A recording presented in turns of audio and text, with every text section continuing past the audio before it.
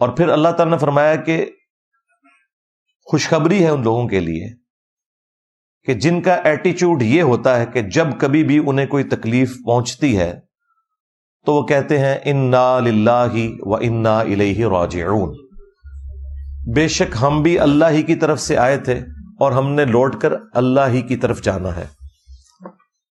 یہ دعا وہ پڑھتے ہیں، یہ ان کا کلمہ ہوتا ہے تکلیف میں، دکھ میں، درد میں. اچھا، اب اس دعا کا تکلیف کے ساتھ کیا لینا دینا؟ وہ اس طرح کہ انا للہ و انا الیہ راجعون، بے شک ہم بھی اللہ کی طرف سے آئے تھے اور ہم نے لوٹ کر اللہ ہی کے پاس جانا ہے. مراد یہ کہ ہم پہ اگر کوئی تکلیف بھی آئی ہے نا تو یہ بھی اللہ کی طرف سے آئی ہے. اور سب سے بڑی چیز یہ ہے کہ ہم نے خود بھی لوٹ کر اللہ کے پاس پہنچ ہی جانا ہے. تو یہ جو تکلیف آئی ہے نا، اس تکلیف نے بھی ایک نہ ایک دن ختم ہو جانا ہے. اس دن تو لازمی ختم ہو جانا ہے جس دن کہ ہمیں خود موت آ جائے. اگر کوئی شخص کینسر کی لا علاج بیماری میں مبتلا ہے تو جس دن اسے موت آئے گی اس دن اس کی تکلیف بھی گئی. تو تکلیف کو بھی موت آنی ہے. جب انسان نے خود نہیں رہنا تو تکلیف کیسے رہ سکتی ہے ہمیشہ؟ لیکن خوش نصیب ہیں وہ لوگ جو اپنی موت سے پہلے پہلے اپنے رب کو راضی کر لیتے ہیں اور اپنی آخرت کی ہمیشہ کی زندگی کی تیاری کر لیتے ہیں. ان کے لیے تو یہ موت کا دروازہ ایک گیٹ ہے ہمیشہ کی کامیابیوں کا، نعمتوں کا، اپنے رب کے حضور پڑوس حاصل کرنے کا، اس کے دیدار کا. اللہم اجعلنا منہم مع النبیین والصدیقین والشہداء والصالحین. اچھا، قرآن میں تو اتنی دعا رپورٹ ہوئی ہے. صحیح مسلم میں ایک حدیث ہے جس میں اس کے اگلے الفاظ بھی ہیں. ام سلمہ رضی اللہ تعالی عنہا وسلام اللہ علیہا کہتی ہیں کہ جب میرے خامند فوت ہوئے، یہ سینئر اصحاب میں سے ہیں، انہوں نے ہجرت حبشہ بھی کی ہوئی ہے. ہجرت مدینہ تو بعد میں آئی ہے، جو اسلام کی پہلی ہجرت ہے وہ ہجرت حبشہ ہے.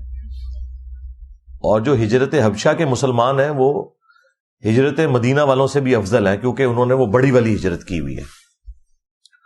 اس میں بھی یہ شامل تھی. تو وہ کہتی ہیں کہ جب میرے خامند فوت ہوئے ابو سلمہ، تو مجھے نبی الاسلام کی سکھائی ہوئی ایک دعا یاد آ گئی جو آپ صلی اللہ علیہ وآلہ وسلم نے تعلیم فرمائی تھی کہ جب کبھی بھی کوئی تکلیف پہنچے تو جو شخص یہ دعا مانگے گا تو اللہ تعالی اسے اس تکلیف کے بدلے میں اس سے بہتر نعم البدل عطا فرما دے گا. اور اس دعا کا ترجمہ بھی یوں ہی بنتا ہے، انا للہ و انا الیہ راجعون. یہ تو قرآن والے الفاظ.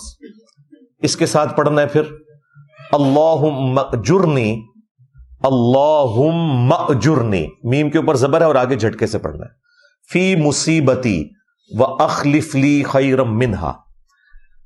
اے اللہ اس مصیبت میں مجھے اجر عطا فرما اور اس کے بدلے میں میرے لیے اس سے بہتر کوئی نعم البدل والا معاملہ فرما دے.